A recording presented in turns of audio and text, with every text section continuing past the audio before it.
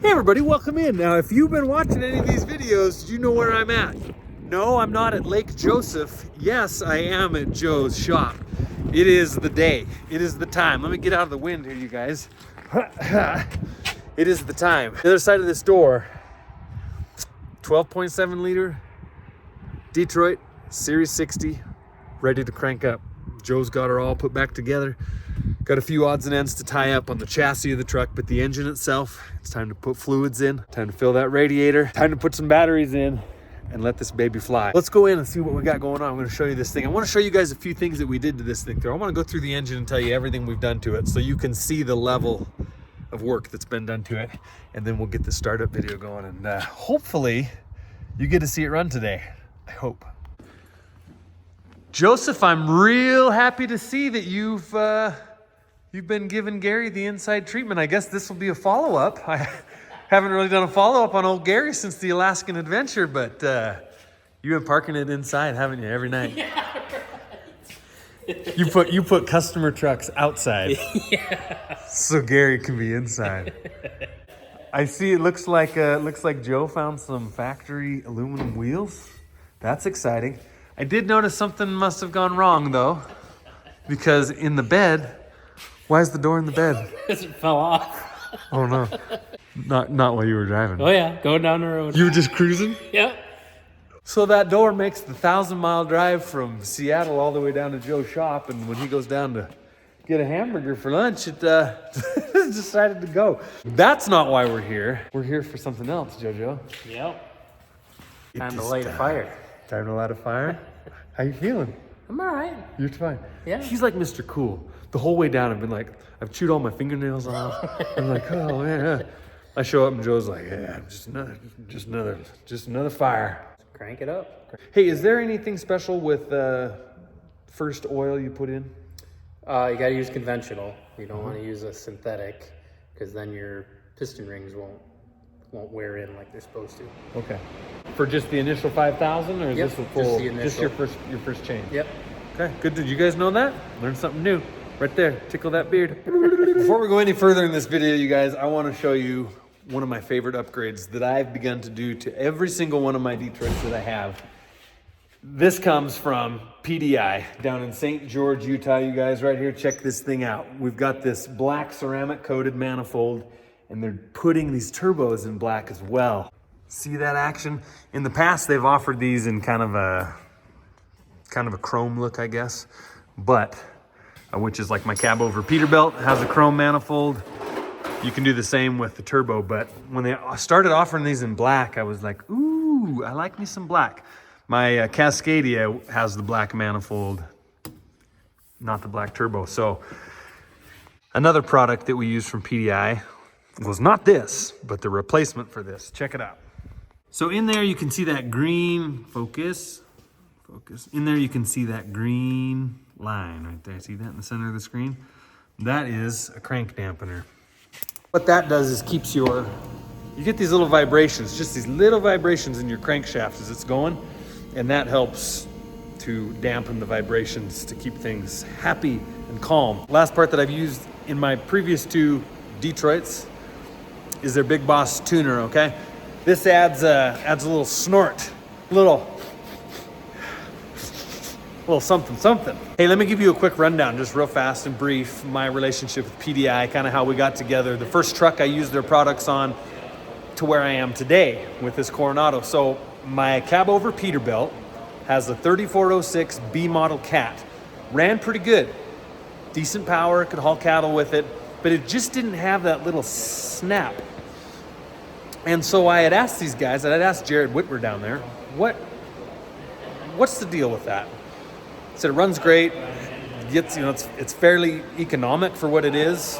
What's the deal with just no? And he said, well, go look at your exhaust manifold. And it is literally like a rectangular tube slapped onto that cat.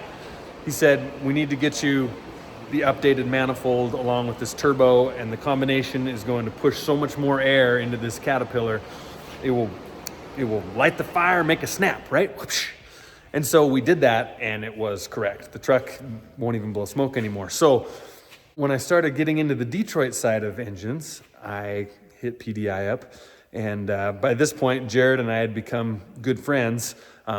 He had given us some hay back when we were in like the dying depths of the drought, and we'd kind of run out of hay there at the very last end of the winter time. He said, come on down, come grab some. Really, really good man. And so, of course, I'm always drawn to that and want to continue those kind of relationships. Those are the kind of people I like to have in my life, in my circle. And those are the kind of people I look up to. So knowing all this and the relationship that we've had, I said, what can we do for a Detroit? And he said, well, it's more or less the same things. We've got this manifold and this turbo, but what's really going to activate those parts is if you put this tuner in, okay? We've got this tune, it'll snap that ECM up a little bit, play with a few things that I know nothing about, and we'll make this truck not only really powerful, but very, very efficient. And so I have 2 previous Detroits that I have this setup in the Cascadia and in the Kenworth that you remember when James came up to the ranch a couple years ago and we did that Kenworth. We put that tune and the same hardware in those trucks.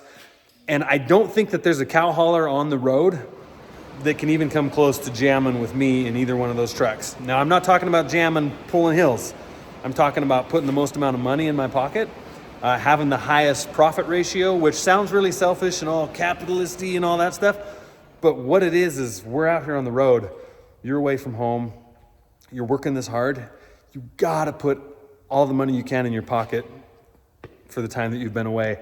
And I'm just finding that this 12.7 Detroit with this PDI hardware / software is an amazing, like if I'm not averaging 6 miles to the gallon hauling cattle, have my head in my hands really going, what am I doing?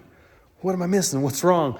Whereas anybody else hauling cattle, if they could get 5 consistently, they would be buying steak dinners for everybody.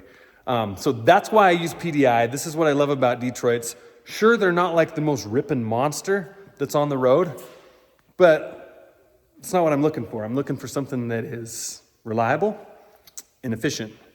And it's right here. It's all right here in this beautiful combination. Couldn't be more happy. If you are a Detroit person and you're looking for some of that, check PDI out. Go see what they have to offer. Talk to the guys. I've had great experiences over the years, and I think that you would too.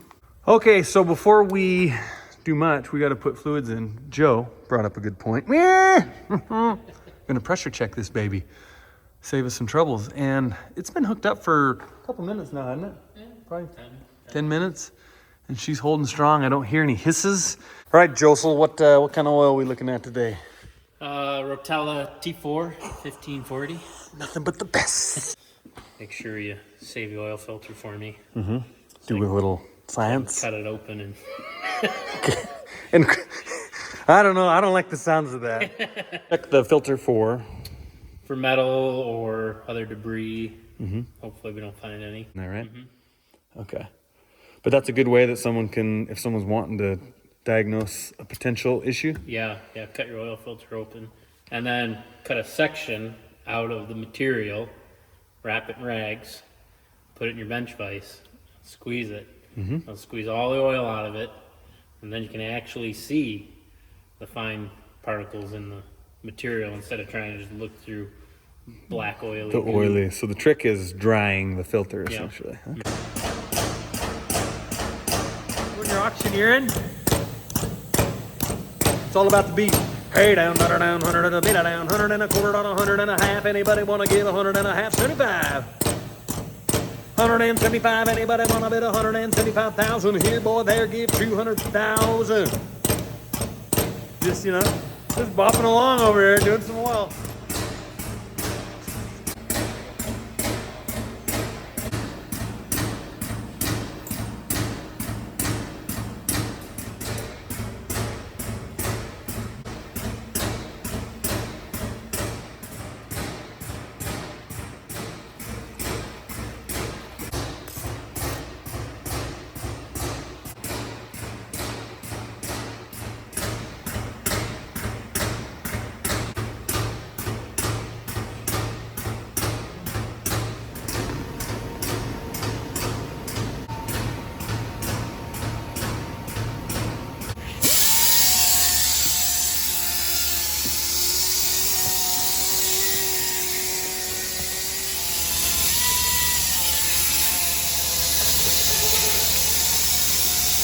Just about ready to fire up, but we found a problem. So we were filling this thing with oil. We put in our allotted 11 gallons, put the new dipstick in, did the lick test, nothing there, nothing there. And so we called to make sure all our parts were right, and they're like, yeah, no, it's the right, everything's right. Just wasn't adding up. So we get online and we realize that the dipstick lengths are different depending on where the sump is for the oil pan. So if you have a truck like this where the axle is all the way forward, the sump or the low part of the oil pan is going to be on the back. If you have a truck that's, you know, a fleet truck where this axle is set back, then it's the opposite. We couldn't figure out because the serial numbers for this engine call for this little tiny baby dipstick. So I think what we figured out, I think Joe agrees. Yeah. We've kind of been scratching our beards, but I think this, because it's a glider truck, this engine probably came out of a setback axle semi to start with. So yes, it's calling for a short dipstick. It actually needs a long one because they had to switch the oil pans to get it to fit into a classic truck. See, don't push, pull. Here's the new dip. Want to know a fun little fact? This is about a 33-inch dipstick that I'm waving around like a wand. Aloha Mora. The other one was 22 inches. This one was $40 cheaper than the little short bob. And this one has a fancy twirl in it. So let's see if it works. All right, y'all, moment of truth. Almost here, not quite. So kind of the way this has got to go is Joe has a little bump button here. This little fancy bugger. See that right here? What we're gonna do is leave the key turned off, which doesn't allow the truck to start, the engine to start. Gonna crank it over, gets the oil moving through things, build a little oil pressure, right? And move a little fuel through the lines and such, and make sure there's no obvious big clunks, clanks, chunks, you know, any of that. And then once the maestro feels that it is time, he will say, "It is time." And he'll say it just like that. Go ahead. It is time. See, listen for it. And then that's when we'll turn the key on and we'll see if we can make some real smoke. Here we go.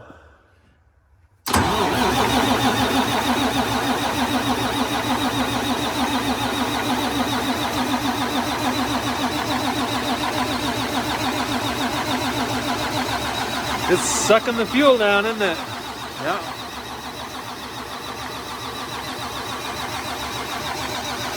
Whoop, we got a leak.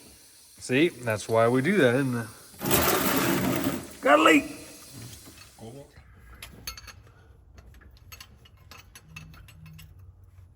The little fuel seepage there was the return line on the back of the head that sends the hot fuel back to the tanks.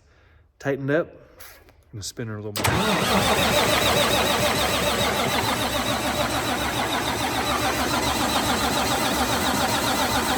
Little oil leak down there was turbo.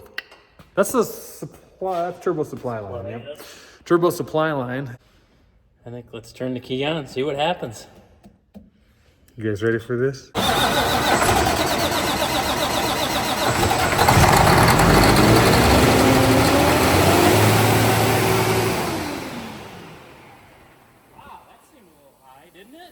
Took right off. Huh. She took right off. Right off. That's like, is Rod pushing on the gas? No, that's why I was like, I thought maybe if I hear it first, I was like, oh crap, no, cut it. Is it? Okay, so we made some smoke. We made a lot of excitement and a whole lot of wah. As you saw there, fired up really good, and just took off as if something was telling it to go. Like throttle up, hit the hammer down. So we cut it, as you could tell there. So now we're gonna check and see, is it a mechanical something that's feeding fuel, or is it something in the electronics that's not quite right?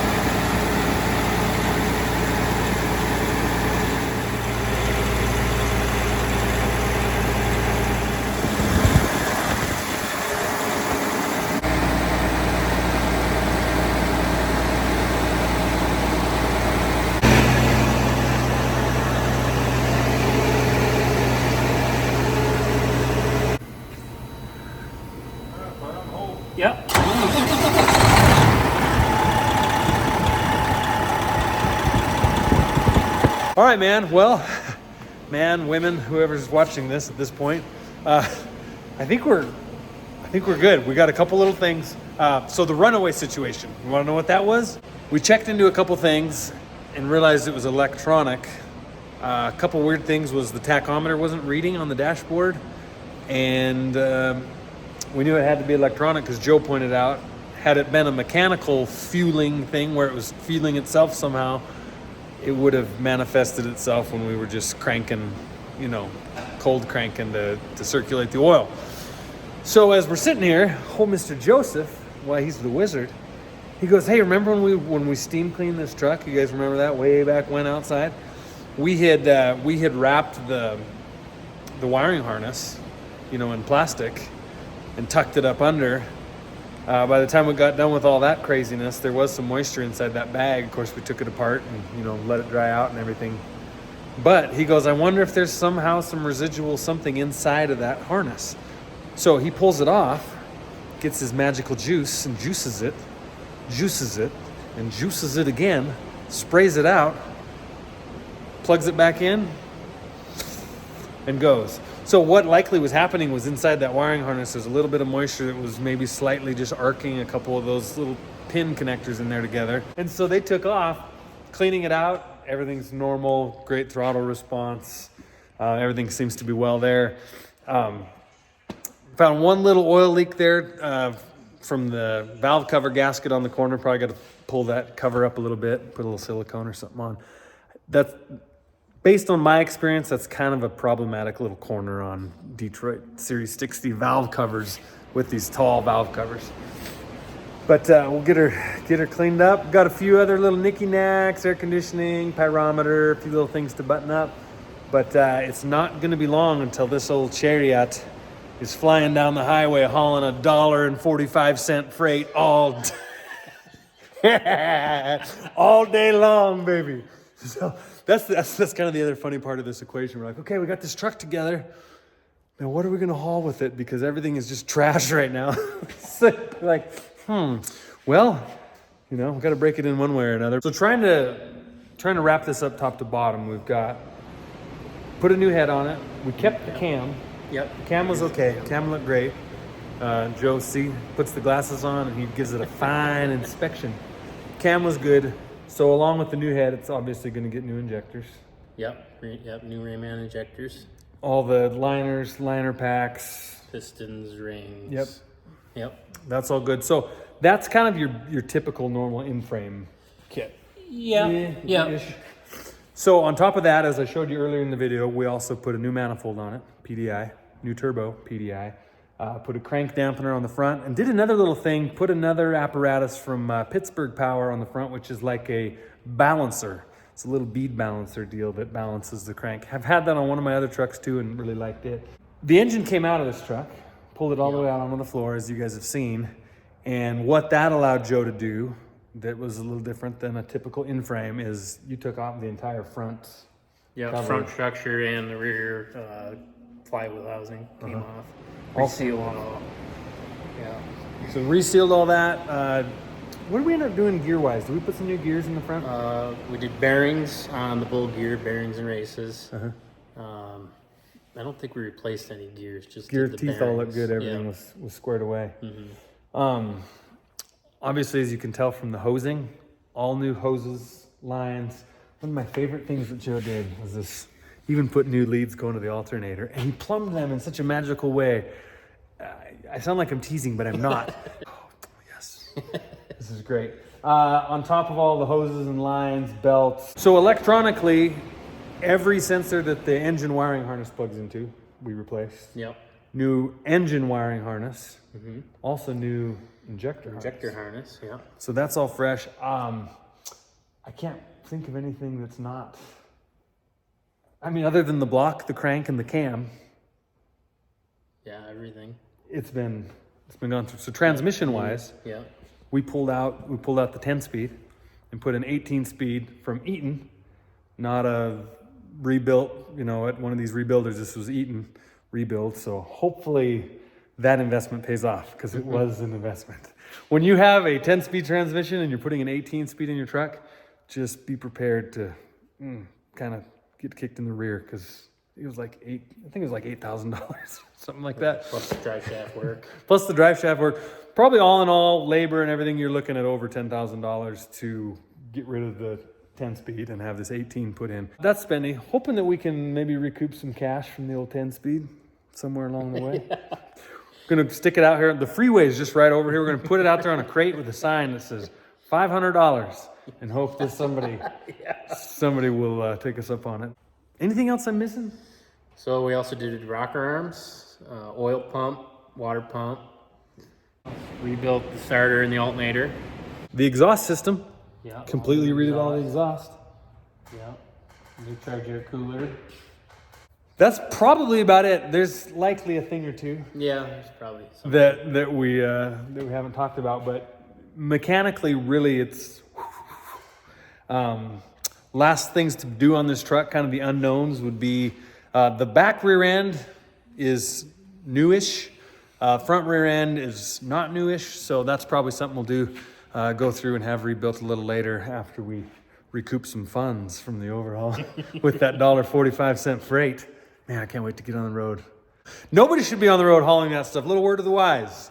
If you're hauling freight for $1.45, $1 a mile, $1.10, $20, anything, whatever, you're part of the problem. Suspension bushings, I think we got to do that. And yeah, front rear end we'll probably swap out.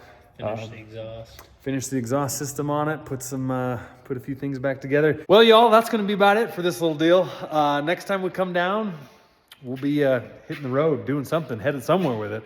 Got to get some break-in miles one way or another, like I say. We'll figure it out, but man, feeling good. Big props to Joe. This has been a heck of a project. He's just been calmly, patiently persevering on this thing, which is awesome.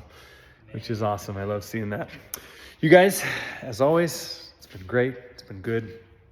Catch you next time.